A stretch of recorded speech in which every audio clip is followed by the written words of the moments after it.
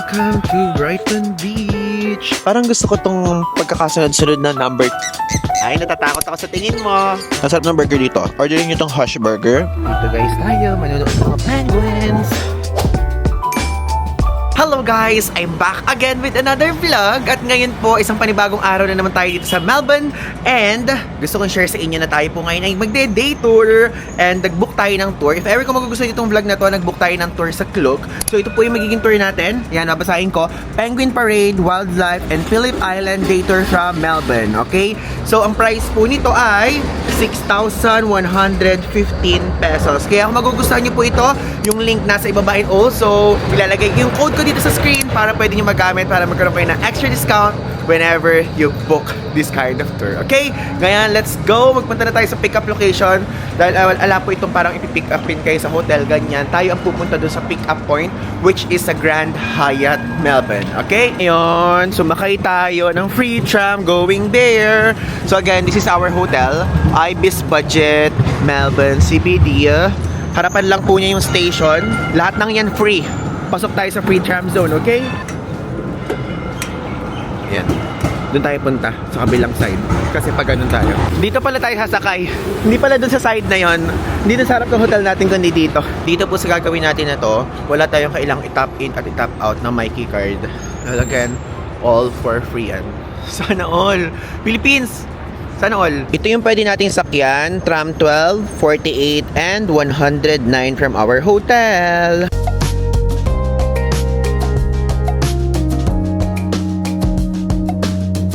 We're here sa Grand Hyatt area. Ganda oh. Tignan nyo itong cathedral na to. Here na guys sa pickup location. Ang aga natin, 9:43 pa lang. 10:25 pala yung pinaka-exact time. Tumawag na rin ako sa Go West, which is doon tayo nag-book via Klook. So sabi dito daw ako mag-antay. Sa Raffles Street, hindi sa Collins Street. Doon kasi Collins, ito yung Raffles. Okay, so ito guys yung Grand Hyatt Melbourne. And ayan na, 10:25 na ang oras. Ito na ang Go West. Tara na, sumpay na tayo. Sana wala pang tao para makapili tayo magandang seat. Ayan. Let's go. So much. Nice to meet you. Nice to meet you All too. good. Hop on. Thanks. Just take a window seat wherever you like. Okay, thank you so much. Tayo guys ang una. Yeah, we'll reorganise things at the next stop where we're picking up 19. Yeah. Ano ba? Ginagamit ko na yung nila. 21, so we'll have 3 spare seats. Oh, not full. Okay, thank you. Yeah. Tignan nyo, ang ganda ng bus natin. Meron siyang pa free wifi. And also, ito, yung Go West, yung tawag doon, tour operator nitong tour na to. Ang ganda guys. Like, isa siya sa may pinakamagandang ratings dito sa Melbourne. And i-search nyo din yan online if ever you want. Talagang maganda yung reviews nito. And nakita ko to mismo activity na to sa friend nating si Maki Santos naman. Kasi nagpunta siya dito. So yun. Shoutout sa'yo, Bess. Hello. Oh, ito yung pick-up location naman natin tomorrow. Yan. So, welcome to Netherworld. Wow. Grabe, nagpaparamdam ka ba? Netherlands? Ha? Manifesting Netherlands 2026. Okay, so guys, andito ngayon tayo sa Brighton area. And papunta tayo dun sa mga houses na parang yung bating houses na square-square. Ilalagay ko dito yung photo. Ayun, naglalakad tayo ngayon. Nagpapahuli ko sa tour para makapagsalita ako. Kasi hindi ko kayo makakausap kapag ka nasa unahan ako. Mahihiya ako sa kanila. Welcome to Brighton Beach. So guys, meron tayong 11 kilometers na layo sa tawag doon sa mismo Melbourne CBD, and nasa south side tayo. Wow! Ito yung mga box. Guys, napakadami oh. Doon sa side na yon hanggang dito, even here. Look. Lumapit tayo. Ito guys, nasa harapan natin. Ito yung Port Phillip Bay. Ang lamig dito ngayon, which is I love it. Alam nyo guys, ito, over 80 boxes yung makikita nyo na ganyan dito. And also, privately owned po ito ha. Hindi siya yung parang may-ari nito is yung Melbourne city government, ganyan. So ito, privately owned, and pwede siyang maibenta sa halagang estimation ng mga 300,000 Australian dollars. And heritage listed siya. So ibig sabihin, hindi pwedeng baguhin yung structure, fur ganyan talaga. At magkakamukha din kasi, syempre, baka mamaya, ang pangit kasi kapag biglang naging color, naging shape nito, bilog, ganyan. So, ang mga owners, pwede siyang i-repaint lang. Kaya iba-iba yung mga paint na nandyan. Mga pagandahan sila ng paint and walang repetition kasi iba-iba talagang style. Ayun, natigan nyo. Imagine this one. May mga lock na ganyan. Ito. Mga ganun. Itong pinto. So, number 27 to 28, 29. Isipin nyo dun pa sa bandang dulo. Ang dami. Pero alam nyo, to be honest, parang kung magpupunta kayo dito, parang mas okay siyang puntahan ng mga benjo parang after lunch. Ganun. Why? Because tiga nyo, I mean, sa picture purposes lang naman, parang nakatalikod kasi yung araw. So, kapag kunyari yung araw nandito na sa side na to, hindi kapag mag-picture kayo dito, edi maganda, di ba? Yun lang naman ang gusto kong i-share. Actually, super tagal na nga yan. Mga 1900s pa tong mga box na yan. At also, sa loob po niyan, walang mga electricity, walang mga tubo-tubo, ng mga tubig, ganyan. Sadyang storage lang siya. Tapos yung mga tipong mga seaside things, mga ginagamit sa mismong bay, ganyan, sa beachfront. I don't know. Baka siguro meron diyang mga parang, siguro mga, yung parang pang picnic siguro, or what, or surfboard.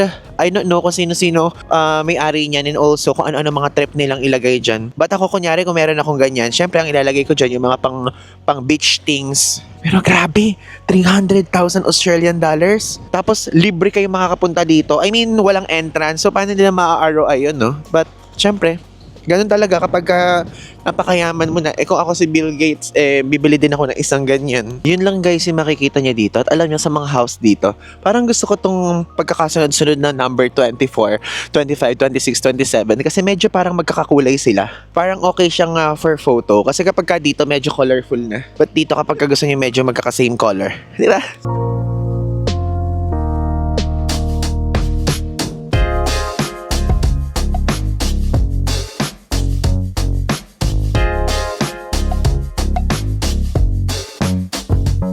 Okay guys, next up, we're here sa Moonlit Sanctuary. Guys, wait lang natin yung tour guide natin dahil kasama to sa binayaran natin. So this one, 50 minutes yung layo niya sa mismong Melbourne CBD. So wait na lang natin yung tour guide natin dito. And guys, dito, kapag if ever, kung gusto niyo mag-pet ng mga animals, meron siyang bayad. So, ilalagay ko dito yung picture, pinicturean ko. At ang natandaan ko lang is yung koala. So, 30 Australian dollars. Pepet mo siya. Ganun. Basically, hawakan mo. Ganun. Parang for me, parang medyo pricey siya. Bibidyohan ko na lang. Then, ikutin na lang din natin yung mismong sanctuary area.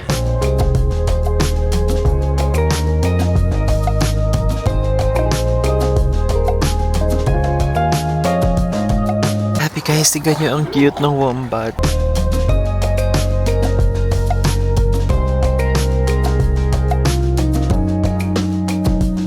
My God, first time ko makakita ng kangaroo.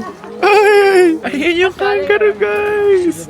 Kaya lang hindi kasi ko nagbayad ng extra fee for petting kangaroo kasi medyo namamahalan ako. Siguro sa mga bandang Sydney part, try natin. Oh my God, pwede naman pala natin lapitan. Akala ko hindi. Ayan o. Ang cute! Pwede bang hawakan? Sige, hawakan natin. Hi! Inahawakan natin. First time natin nakahawak ng kangaroo. Nakita niyo yan? Oh my God. Naiwan na ako ng tour namin dahil dun sa kangaroo na yun. Naiwan na ako, wait lang. Binigyan tayo guys ng 1 hour, or actually more than 1 hour dito to explore. Then let's use the 30 minutes to explore the area. I mean, kahit mga more than 30 minutes, tapos kumain tayo ng breakfast kasi dito tayo nag-breakfast. Nakita niyo naman. Oh my God, may baby kangaroo. Wow. Wow. Yeah. Guys, ang liit. Where are you from, guys? Taiwan. Ah, hello, Philippines. Philippines, hello. Nice to meet you. Yan, natigyan nyo. Narinig nila ako. Siguro sinabi, naman ang tao na yun. Na ganun. Which is very cool naman. Hi. Hello. Akala ko nung una daga siya na malaki. Mukha kasing daga. Like literally. Hello, kangaroo. Grabe kanina yung core memory ko. Nakikipag-agawan pa ako sa pagpepet. Meron pala dito. Kalat-kalat naman pala. Hi. Ang cute mo, oh my God. Akala ko noong una masama kayo. Akala ko naninipa kayo. Hindi naman pala. Akala ko nanununtok kasi yung mga napapanood ko sa Tekken, nanununtok na ganyan. Tekken ba? Oo, sa Tekken. Masaya. Alam nyo, every time na nagpupunta tayo sa mga safari or sa mga zoo, kunyari sa Singapore, sa Thailand, may zoo ba tayo pinuntahan sa Malaysia? I forgot. Ganon, wala pa ata tayo na-encounter na kangaroo. Oh my God, tumatalon siya! Grabe, ang babaw na kaligayahan ko, pasensya na. Kasi nga, first time nga natin makakita in person ng kangaroo. Ay, pwedeng tumalon-talon ka naman. Pinakita ko sa'yo. Hinarap ko sa'yo camera. Ayan, go. Please jump. Don't crawl. Jump. Jump. Jump. Bakit ka gumaganyan? Pinagmamalaki kita sa mga viewers natin. Tapos hindi ka tumatalon. Oh my God. Ayun, nagja-jump siya. Can you jump here? Jump here. Ay. You're so not a good sport, ha? I told you, hoy, pumunta ka dito. Come on. Wala akong pagkain. Ganyan ka pala. John Michael ka. Alam mo yon? John ka lang pag may kailangan. Ayun na, lumalapit siya. Hello! Sorry, it's a prank. Wala ako dalang pagkain. Sorry, na-prank kita. Hindi ba ito nanununtok? Ay, lumalapit siya sa akin, Lord. Ay, lumayo na siya. Camera shy. Yeah, camera shy. Ate, hindi camera shy. Pinaasa ko kasi yung kangaroo na may pagkain ako sa kamay pero wala siyang nakita. So, it's my fault. It's my fault. I'm so sorry, kangaroo, for making you believe that is you believe you we got a mountain. Sabi, wala nang lumalapit sa ating kangaroo. Pinamalita ba ng isang kangaroo na yun na hindi tayo sumusunod sa isang salita na may pagkain sa kamay pero wala pala. So, kidding aside, guys, ganito siya kalaki. Ayan, so we're here. You are here. Yes, I know that I'm there. Ay, natatakot ako sa tingin mo. Hi. Hello. Can I pet you? Okay. Ay, mabait ako. Oh my God, natatakot ako, Lord. Ay, ano ka? Masama ang ugali mo. Ba't sa iba nagpapapet kayo, sa kamay ko hindi? Ba't ganun kayo, ha? Hindi naman ako masamang tao. Do I look bad in your eyes? Nose, feet, and toes? Doon, guys, tignan niya. Madami-dami nagkukumpulan doon, kaya lang parang may edad-edad na yun. Yung parang tipong meron ng ano sa loob. Di ba sa tiyan nila merong lalagyanan ng bata? Baka ganun ang level dyan. So medyo nakakatakot, baka suntukin tayo eh. Yan, let's go dito. Dingo. Oh, meron dito rainbow lorikeet.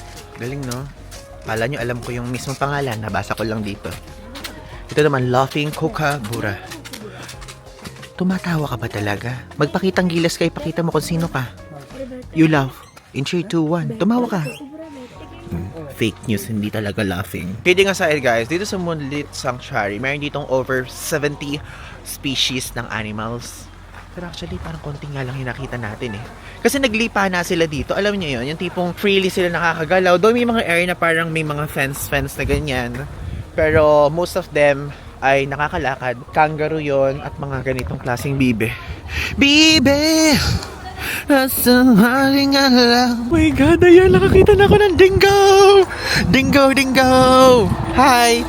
Bakit ganun? Pagka tinatapatan ko kayo ng camera, hindi kayo maharap. Alam niyo ba, itong dingo na to, talagang inaral ko talaga yung scientific name niya. So yung dingo po, scientific name po nun is Canis lupus dingo. Pasensya na. It's a prank. Binabasa ko lang din talaga ulit. Tapos, nakalagay dito, vulnerable siya. Oh my God! Now, dingo, it's your time to show your vulnerable side. Alam mo yun? Pero hindi siya endangered, saka critically endangered, oh. So what they eat? Dingoes have a varied diet including wallabies, kangaroos, rodents, rabbits, birds, and reptiles. Dingoes breed once a year. Oh my God. Isang taon. Isang taon ka nagbe-breed. Hi, dingo! Kuruk! Kuruk! Ay, bakit ba ganun? Ano paano natin tawagan yung aso? Tawagan yung aso? Hindi pwede eh. Hindi sila pwedeng i-barkan eh. Ayan yung tumingin, bahala nga kayo. Kanina pa ako nag-aabang dito. At ayan, meron nakatingin. Nakikita nyo? Hello! Hi! Oh, ayun! Kuruk! Ayun, ganun pala natin nga pala tawagin kung ano sinasabi ko. This is the proper way to call you. Because this, ganito sa Philippines. Ay, kaya pala di lumalapit. May fence pa pala sila dun. Pumunta na muna tayo, guys, dito sa cafe. Then, let's eat quickly. Okay, so, pumasok tayo sa loob to eat. Moonlit Sanctuary. Medyo mura yung mga food dito. Mga $11 lang, $15. Hello, do you accept card payment? card. One bush burger. Do you want chips? Yeah, chips. What are the available ones? Exotic barbecue aioli chili. Aioli, chili. Aioli only. Yeah. $22 yung kakainin natin. Mapakita ko sa inyo. Here? Yep, when you're ready. Okay now. Right tayo. Okay, so $22 ang binayaran natin. Oh, not bad! 823 pesos sa tourist spot na ganito, tapos dito pa sa Australia, parang I think it's good na. So abangan na lang natin. And ano naman siya, complete meal naman siya. So kung parang ano siya, meron siyang burger, chips, and of course, hindi na ako bumili ng drinks kasi meron naman tayong water. Tipid-tipid din pag may time. Kasi again, kung first video nyo po ito napanood dito sa Australia travel series natin, ang tap water po dito sa Australia ay drinkable. So ang ginawa ko, yung bote, hindi ko siya tinatapon. Refill lang ako na refill na gano'n. Diba? Mindset. Yep. Are you waiting for anything else? Yan, only this one. Thank you so much. Okay guys, so ito yung food natin. So burger siya, saka fries. Actually chips nga tawag nila dito. So ito po, 22 Australian dollars. Tapos meron tayong tawag doon, dipping sauce na kinuha here. And okay sila, meron sila dito pa salt, pa pepper, though depende naman yan sa amats mo sa live. Tapos yan, kumuha tayo ng ganito. Let's eat na. Let's go.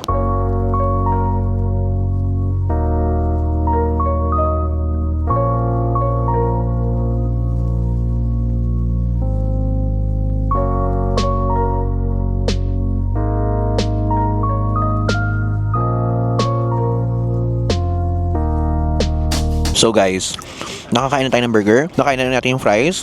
Alam niyo, ang sarap. Ang sarap ng burger dito. Orderin niyo tong Hush Burger. So, rate ko siya ng 8 out of 10. Okay? Ang sarap. Though Ivan DJ approve ba siya? Masarap siya. Pero hindi into the extent na masarap na masarap. So, hindi pa ganung level. Pero masarap pa rin. Guys, nakakawala naman yung ating pinipicturean na binibidyohan. Tignan niyo, kumakapit siya. Ganyan pala itsura ng koala in person. Para medyo mahaba-haba ka pala. Hindi ka pala bilog na parang mataba-taba, ano? Alam nyo kanina, gusto ko lang i-share sa inyo. Di ba nandun tayo sa area ng Wombat? Meron sinabi isang, tawag doon? Yung isang tourist na sinabi gano'n na parang, oh, you look so fat. Pero yung pa-cute na ano, you're so fat. Ganyan. Tapos parang offend yung Wombat. Sabi gano'n, oh, I'm so sorry for saying, ano yun? For saying, basta gano'n, pag sabi sa kanyang fat. Yung koala, hindi siya critically endangered, or vulnerable. Grabe, least concern. Hindi ka ba na-hurt na least concern ka lang? I mean, wala silang concern sa'yo. Lang yun ha. Alam ko ibig sabihin. Baka mamaya sabihin niya sa akin, least concern. Ibig sabihin hindi siya endangered. Next stop guys. Andito kami ngayon sa Cape Lamay. Per quick stop lang dito. Parang 10 minutes lang. Appreciate lang namin yung view. Let's just inhale and exhale dito sa part.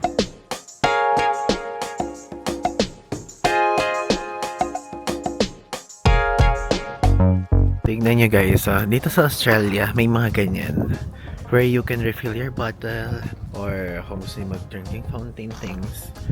Yan. May naman tayo. I mean, kumuha tayo ng water.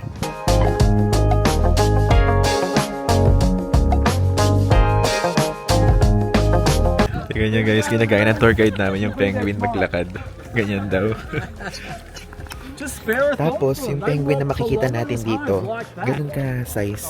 Super liit daw sa mga level daw ng laki. Yun daw yung pinakamaliit. So, yan, it's already 4:54. Penguin parade time! Basically, yung penguin na part, sunset part na siya. Tignan nyo, ang galing, oh. Nakalagay dito yung count ng mga penguin. So, yung number of penguins last night na nag-arrive is 639. Tapos, time arrived 5:37. Tapos ngayon expected 5:30. So, every ganitong oras dumadating sila guys. Ito yung ticket natin here sa Phillip Island Nature Parks. So again, included na to sa binayaran natin sa tour. Guys, basahin nyo to. During the winter season, little penguins typically spend more time in the ocean para sa food. Diba? So winter ngayon. So mas mahaba yung time nila sa ocean. Dito daw naglalakad yung mga penguins, guys. Tapos usually yung mga penguins daw bigla-bigla daw humihinto, tas talking daw. Madadaldal daw yung mga penguins dito. Let's see. Pagdaldalan tayo. Dito guys tayo, manonood ng mga penguins. Kasi hindi tayo nagbayad ng extra seat. Pwede kasing ma-upgrade. Pero syempre dito tayo sa ating afford lang. So guys, Phillip Islands, 2 hours yung layo na sa Melbourne. Tapos now, in-expect natin na meron ditong penguin na dadating na hundreds, super dami. Like kahapon, kagabi, 600 plus. Kumbaga, kakaibang species to. Tulad ng sabi ko sa inyo kanina, ito yung smallest species in the world ng penguins. Tapos sabing ganon, wag daw mag-ano na may flash to protect the eyesight of the penguins, diba? So, alam na ang flash ng camera natin, kaya tayo ay exempted sa part na yun. work, I mean, hindi tayo part. Timing tao. Time check. Let's check. 5:15, 5:30. So, 15 minutes na lang. Dadating na sila dyan. So, if ever guys, kung tatanungin nyo ako, bakit laging pupunta dito yung mga penguins? Dahil dito po, part na ng daily life nila na magpunta dito. And yung kaninang pinakita ko sa inyo na dadaanan nila, doon located yung mga nest nila, yung mga bahay nila. Meron nga dito parang inside joke na sinasabi na parang ang tawag daw doon, penthouse nila. Kapag daw mayayaman, doon sa mga penthouse tumutuloy. Kapag daw poor na penguins is doon daw sa taas, nagmamigrate, ganun. So basically, umuwi sila para mag-rest, para kumain, para i-meet yung mga maliliit pa na penguins, ganyan. Tapos nakikipag-switch sila ng mga, alam niyo na, may mga para ma-meet yung partners, ganun. According sa tour guide natin, yun. Kaya naman sila ganitong oras dumadating dahil gusto nila iwas sa predators. Kasi kapag predator, yung mga predators guys, kapag umaga nakikita sila. Pero kapag kagabi kasi medyo dark. So parang ang thinking nila, mas safe na umangat from the ocean going here. So yung mga predators nila guys is mga malalaking ibon, saka mga foxes. Kasi may mga foxes din dito sa Australia. Guys, tigan nyo gabi na. 5:35 na, wala pa rin yung mga penguins. Lumalangay pa rin sila papunta dito. Update ko kayo later. Sorry, bawal pala mag-video. Bawal pala videohan. Bawal yung camera. So, hindi ko mapapakita sa inyo. Kailangan natin respetuhin ang batas nila dito. Guys, anong oras na? Yung edad ko naging 30 na. Hindi pa rin dumadating yung mga penguin. Tagal na namin nag-aantay dito. Ito, hindi ko naman tinututukan ng mga penguins. So, papakita ko lang sa inyo. Ganyan na makikita nyo dito itsura, di ba? Guys, nakita ko yung mga penguins. Pero pasensya na, bawal mag-video. Hindi pa pinapagalitan ng mga staff here. Kaya tignan nyo, walang nagpa-flash. Anything na may flash, bawal. And guys, hindi ko alam kung nakikita nyo. Kasi masyado madilim eh. Pero ayun, doon. Ito, pa-exit na tayo ngayon. And bawal kasi talaga mag-video dun eh. Kaya hindi ko din maipakita sa inyo. Number 1, sensitive yung mata ng mga penguins. Number 2, aside from sensitive, super strictly ini-impose yung rule na yon. Meron mga, yung parang patago, tapos bigla mag-on yung flash. Grabe, hindi mo lang sinara, na talagang kitang-kita, gano'n. Kaya pinagagalitan sila. Ayoko ding mag-cause na tayo papagalitan, nakakahiya naman yung gano'n. Dito, again, budulan part. Ayan. Magkano to? Blanket? 24.99 Australian dollars. Itong ganito. Embroidered penguin. $29.99. So, this one. Yeah. Ito po ang size talaga ng penguins in person. Ito. Ay, ang cute ng bata. Naririnig niyo ba siya? Hindi ka pwedeng tutukan at for privacy niya yan. Tingnan natin kung magkano. $34.99. Sipin nyo, ganyan kalaki oh. Ay, ganyan kaliit. Palaingin. Yung little penguins. So if ever pwede nyo bili, ang lambot guys, like literally, ang lambot niya. Parang worth it naman yung pagbayad ng ganong price. Hindi yung parang mumurahin yung quality. Tapos this one, $14.99. Ang liit. So ever, kung gusto nyo bilhin yung anak nyo, pamangkin nyo, kung sino pa man, or kayo mismo, i-ano sa bahay nyo yun. Ang cute sa hand. Ang cute. Sa daliri. Finger puppet. $8.99. Pero ayoko na guys bumili. Okay na ako. Kasi ang gusto ko lang naman binibili usually, mga magnet na kunyari nakalagay Australia. Tapos yun lang. Check natin baka meron may gusto sa inyo ng magnets. Doon tayo, hindi naman Penguin Parade or Phillip Island yung bibili natin. How much does it cost usually? $6.99 yung magnets. Ito, magkano siya? $7.99. Para may idea lang kayo. Itong entrance nila yun, ang lakas maka museum vibe. Ganda, no? Mayroon pa silang pa-areang ganito here for the kids and for the history and stories ng mga penguins. Ayun na, mga iba't ibang type ng penguin. Diba? Asan yung sa, dito? Here? Ito ba? Parang wala. Ito, oh. Ito yung penguins na nakita natin. Little penguin. So, ang story niyan, ito pong color white na feathers niya, tapos yung color blue na feathers, is para yan ma-prevent yung pagkita sa kanila ng mga predators. Why? Because di ba sinabi ko sa inyo kanina, may predators sila, mga foxes, tapos mga large animals. Hindi lang pala yun. Kaya ang mangyayari, kunyari, kapag ka nandun sila sa tubig, kapag ka yung mga predators sa taas, yung mga fish, ay mga birds, yung mga falcons, yung mga eagles, ang mangyayari, makikita color blue yung likod nila, so parang nagre-reflect sa mismong ocean. Tapos kapag ka naman nasa ilalim, white naman yung dibdib nila, so makikita naman ng mga nasa ilalim ng mga predators, akala nila nagre-reflect yung mismong sky lang, di ba? Galing! So, body weight niya is 1 kilo. Ayun yung body length, 30 to 35 centimeters. Then, meron siya sa Australia, sa side na to. Then, ito sa area ng Tasmania. Andito tayo. Tapos dun sa area na to. Tapos ito, dito sa part ng Queenstown. Diyan. So, New Zealand. Alam nyo, to be honest, iba guys yung feeling ko dito nung nandun tayo sa habang pinanunood yung pag-angat ng mga penguins. Iba yung feels eh. Parang kinilabutan ako sa part na sayang hindi natin nasaksihan yung Great Migration na tinatawag. Kasi di ba nagpunta na tayo sa safari sa Sri Lanka. And sa Africa, pwede namang soon puntahan natin yan. Pero parang ganun yung vibe. Yung mga penguins sumabalik sa bahay tapos naglalakad-lakad. Ang gandang tignan at pagmasdan. Kaya if ever kung pumunta kayo sa Melbourne, is pwede nyo itry ito. Yun nga lang, napakadaming tao. Kaya be ready sa mga lahat ng mga kung may kasama kayo, maghawak-hawak ganyan. Though, kapag ka naman may tours, ayan, pag-uusapan, may meet-up location, ganon. Yung nakakatawa dito, mayroon na naman ditong drinking water station. Sana kahit sa CBD sa Melbourne, may ganito. Yung ganitong style. Pagka dito kasi, ayan kunyari kukuha yung water, ganyan. Di ba? Ang cool lang. Philippines, please, sana magkaroon ka na ng ganyan. Mamaya may mag-comment sa inyo, Ivan, bakit mo naman kasi laging sinasabi yung Philippines ganyan? Guys, wala namang masamang mangarap na magkaroon din tayo ng ganoong klaseng service sa Pilipinas, di ba? Kapag kami gano'n sa Pilipinas, hindi, okay, super ganda. Wala lang. Minsan kasi, alam nyo, yun yung part kapag ka nagka-travel kayo, may mga things na makikita nyo abroad na sometimes, or most of the time, i-wish nyo na sana meron din sa Pilipinas. Kasi, talagang possible naman yun. Lahat naman tayo, taxpayer. Lahat naman tayo, nagbabayad ng buwis. So, sana soon talaga, gumanda talaga ang Pilipinas din. Wish natin yan. Guys, tapos na yung tour. So, let's go na sa Flinders Station area. Actually, hindi naman tayo dun sa pinaka Flinders talaga pupunta. Ang gagawin natin ay maghahanap tayo ngayon ng dinneran. Then, matutulog na tayo at magpapahinga. Ang ganda pala kapag kagabi. Tignan nyo, oh! Kasi hindi tayo dyan nagpunta ng ganitong oras. Doon na tayo sa area, doon sa gitna eh. Yan daw yung mga kainan dito. At tignan nyo, Pho Nepalese restaurant. Puro mga Asian resto talaga. Of course, meron din dito McDonald's. Meron din Hungry Jack's. So, since puro mga Asian food yun nandito, might as well, ang kainan na lang natin is, I think, pwede tayo maghanap ng Japanese food. Ito, ano bang klaseng food naman to? Chicken at fries, ayoko na naman yan. Meron ako na research, which is Waku Waku yung name ng resto. And Japanese resto siya. Might as well, kumain na lang tayo na may sabaw. Ramen or any kind of food na basta may sabaw. Ito yung free tram zone area. And ayun yung Ibis. Yung hotel natin, may katabi siyang Betty's Burgers. Though, ang gusto ko talaga ngayon ay sabaw. Kasi kung mag-Betty's Burgers tayo, guys, kabu-burger lang natin kanina sa Sanctuary, di ba? Ayun, guys. Waku Waku. Home of the Hokkaido Soup Curry. Yan, let's go. Hey guys, drinks menu. Gawag muna yan.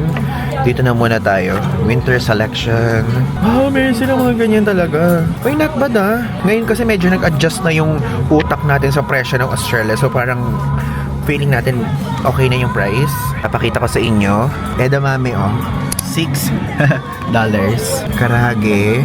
Pinakamura nila is $10. Salmon sashimi, $12.5. Ganda, daming review to online. Ito, 21. Parang ito gusto ko. May chicken siya, tapos may curry, tapos may rice. Ayun Omo rice, ang sarap niyan. Udon. Naman yun sa mga drinks. May sake sila, so $14. Ay, yung pinakamura. Tapos meron silang Japanese tea, $6.5. Soft drinks nila is $7. Ayan. Yung beer nila, $10 to $11. One order of this one. creamy coconut soup curry. Yeah, this one. With rice, yeah. Thank you so much. Ito yung itsura dito. Ayan. So, nito lang tayo sa mismong bar top. Tapos yung likod, ito. Diba? Medyo maliit lang siya. At walang toilet, ha? Walang toilet. And next, nag-expect ako may toilet kasi para medyo naiihi ako. Pero wala. Pero okay lang. Malapit lang naman. One stop away lang yung station natin dito. Kaya super okay. Gugutom na ako. Kasi kanina burger lang yung kinain natin. Hindi ako sanay. And alam nyo, to be honest, meron nag-recommend sa atin. Kasi guys, if ever, kung sa part na to, hindi pa kayo nakakasali sa mga broadcast channel natin, ito, ipapakita ko sa inyo. Meron tayong broadcast channel which is itong Fast Talk with Paul Ivan DG. So, 1.6k members na po tayo dyan. Then, meron nag-recommend sa atin dito which is si Ma'am. Hindi ko makita kung babae o lalaki pero ayun o, si Ma'am or Sir Mikey Basilio, shout out po sa inyo. So sinabi niya, Ivan, try Serai in Melbourne.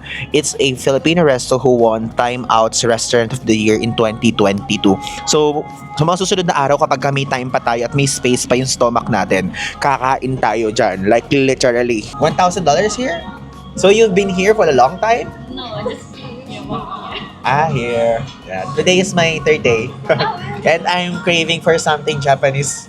And I searched this on Google Maps. A lot good reviews.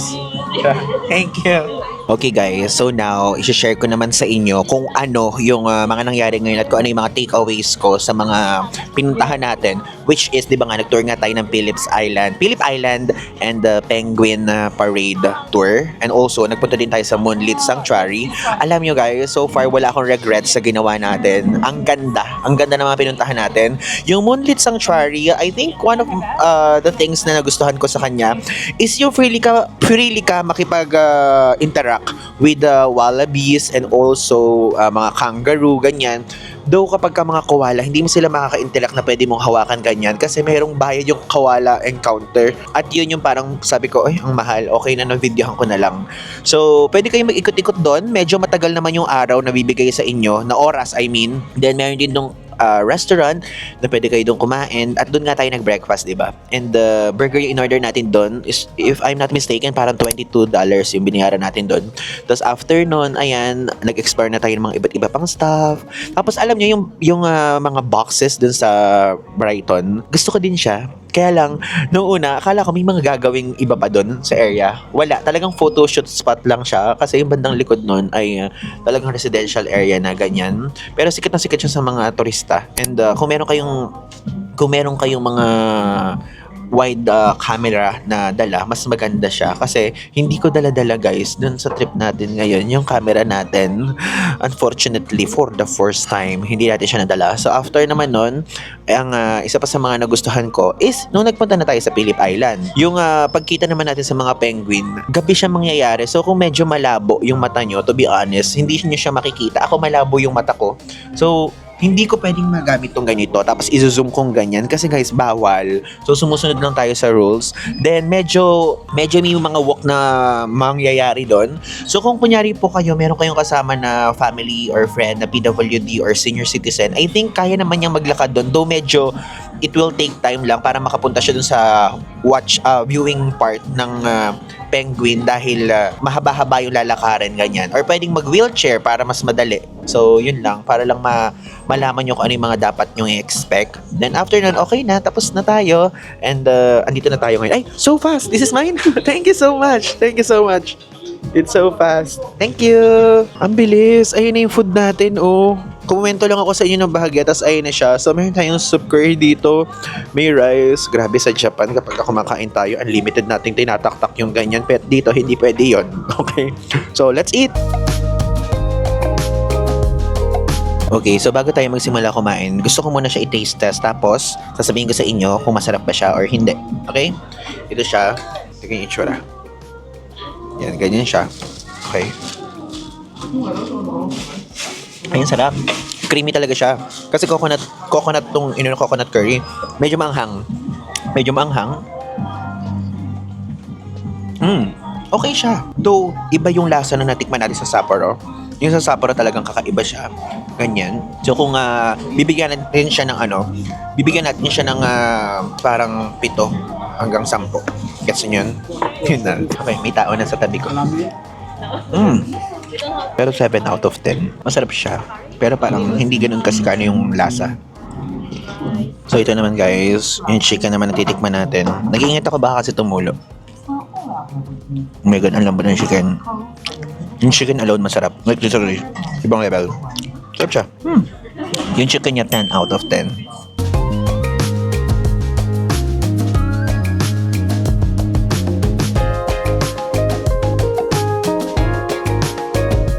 Okay, so tapos na tayo kumain dito sa Waku Waku. And alam nyo, di ba sinabi ko sa inyo kanina, 7 out of 10 siya sa akin.